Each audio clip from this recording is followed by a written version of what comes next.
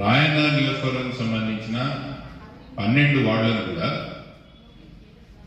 ఈరోజు హైదరాబాద్ కార్పొరేషన్లో చేస్తున్నట్టు నేను ఒక గవర్నమెంట్ పత్రం వచ్చింది, ఒక జియో వచ్చింది.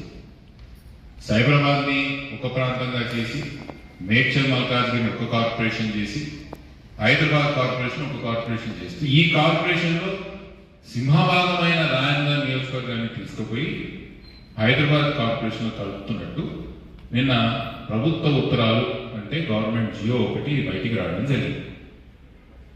ఈ విషయం నేను 2 నెలల కిందటనో దాదాపు నెలన్నర కిందటనో మీ అందరి మధ్యలో మీ ద్వారా ప్రభుత్వాన్ని తెలియజేసి పెద్ద ఎత్తున నిరసన కార్యక్రమాలు కూడా నియోజకవర్గం స్థాయిలో చేసి ప్రభుత్వానికి ప్రజలకు ఈ తీసుకున్న నిర్ణయం వల్ల జరిగిన నష్టాన్ని వివరించే ప్రయత్నం మనం ఎప్పుడో చేశాం.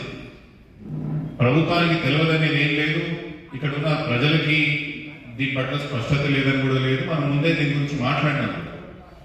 ఎమ్మెల్యే గారి దగ్గరికి కూడా అఖిలపక్షంగా మా పార్టీకి సంబంధించిన కొంతమంది నాయకులే కానీ వివిధ పార్టీలకు సంబంధించిన నాయకులు పోయి ఎమ్మెల్యే గారికి కూడా విజ్ఞప్తి చేయడం జరిగింది.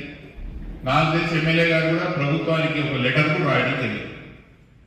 దీన్ని ఇట్లా జిహెచ్ఎంసీలో దీన్ని విలీనం చేయకుండా దీన్ని రాయన్న నియోజకవర్గాన్ని సైబరాబాద్లో పెట్టాలని మళ్ళీ ఎమ్మెల్యే గారు ఏం లెటర్ రాసిందో ఆయన కూడా ఒక లెటర్ రాయడం జరిగినట్టు నాకు తెలిసింది. మొదటి నుంచి మనం చెప్తున్నది ఈ విషయంలో స్పష్టంగా 2 విషయాలు. ఒకటి, రాయన్న నియోజకవర్గం ముక్కలు చెక్కలుగా అస్తిత్వం కోల్పోతుంది, మన ప్రాంతం నష్టపోతున్నాం.